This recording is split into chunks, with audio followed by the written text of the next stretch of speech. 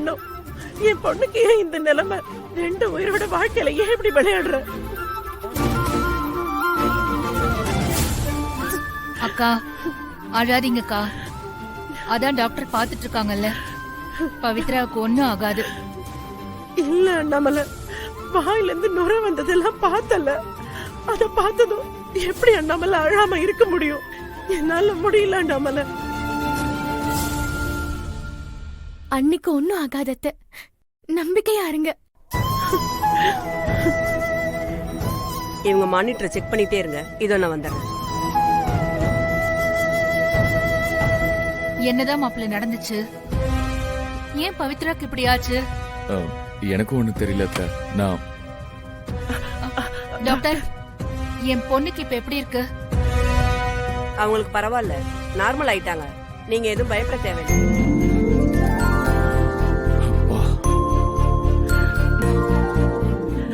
Doctor, என் பொண்ணுக்கு என்ன பிரச்சனை? எதனால அவ மயக்கம் போட்டா?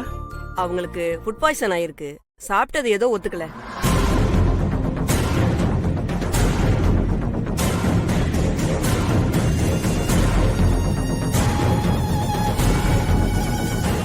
என்ன டாக்டர் சொல்றீங்க?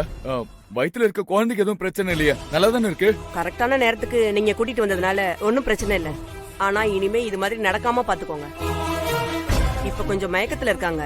கொஞ்ச நேரம் அப்சர்வேஷன்ல வச்சுட்டு டிஸ்சார்ஜ் பண்ணிடுவோம். அதுக்கப்புறம் நீங்க கூட்டிட்டு போலாம்.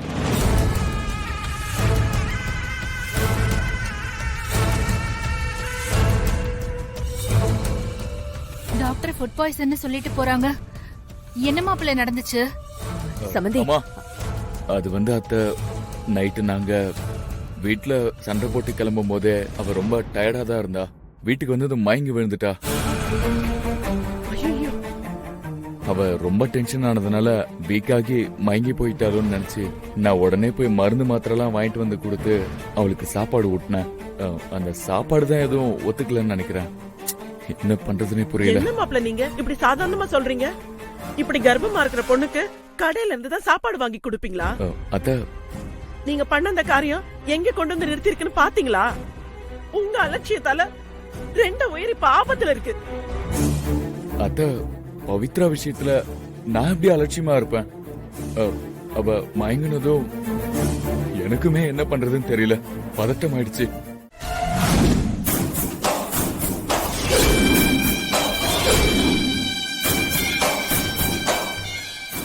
என்ன அதிரி புதிரியா பேசிட்டு ஆவேசமா கிளம்பி வீட்டை விட்டுலாம் போனீங்க? நான் கூட நீங்க ரொம்ப பெரிய ரோஷக்காரரு, இனிமே இந்த வீட்டு படிய கூட மிதிக்க மாட்டீங்கன்னு நினைச்சேன். ஒரு கடைய குடுக்கறேன்னு சொன்னதும் நைட்டோட நைட்டா திரும்பி வந்துட்டீங்க. எவ்வளவுதான் உங்க வைராகியமா? இந்த ஒரு கடை தான் வேணும்னா எதுக்கு இவ்ளோ சீன் போடணும்?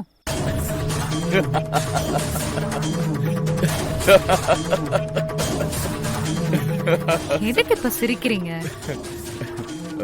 நான் கடையாடையணும்னு சீன் போட்டது திரும்ப இந்த வீட்டுக்குள்ள வந்ததுல இருக்கட்டும். நீ சீன் போட்டு இந்த வீட்டுக்குள்ள வர காரணமா இருந்த ஒரு கதை ஒண்ணு இருக்கு, அத கேக்குறியா?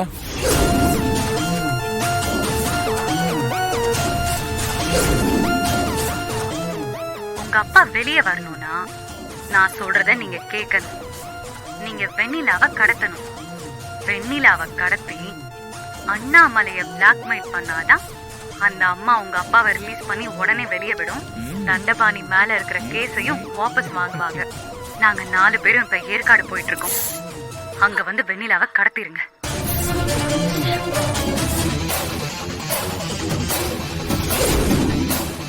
நான் கூட உன்ன ரொம்ப சாதாரணமா நினைச்சிட்டேன். ஏதோ கௌதம் தெரியாம தாலி கட்டிட்டான். வீட்டுக்குள்ள வந்ததும் சொத்து ஆசை வந்து அலைஞ்சிட்டு இருக்கியோன்னு நினைச்சேன். ஆனா தெளிவா ஸ்கெட்ச் போட்டு உள்ள வந்திருக்கல.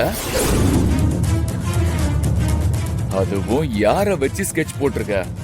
இந்த குடும்பத்தையே காலி பண்ணணும்னு நினைக்கிற தண்டபாணி பையன் கூட சேர்ந்து ஸ்கெட்ச் போட்டிருக்க.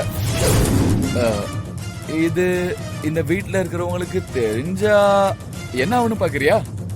அண்ணா ப்ளீஸ், நான் தெரியாம உங்களை கிண்டல் பண்ணிட்டேன். தயவு செஞ்சு இதை யார்கிட்டயும் காட்டிடாதீங்க. நான் இனிமே சத்தியமா உங்க பக்கமே வரமாட்டேன். அந்த ஆடியோவை மட்டும் டெலிட் பண்ணிடுங்களேன்.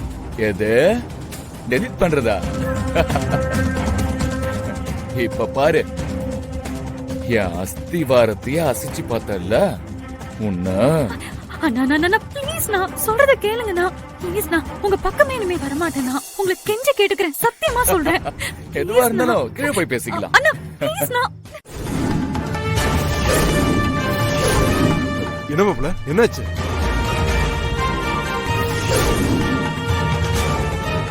என்ன விஷயம் மாப்ள?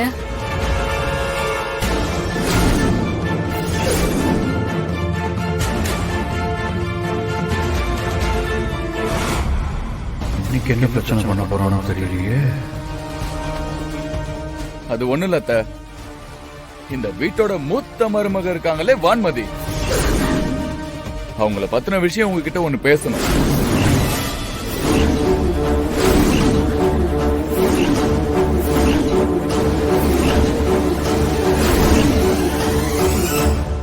வான்மதிய பத்தியா?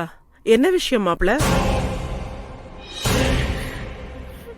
அது வான்மதி இருக்காங்களே அவங்க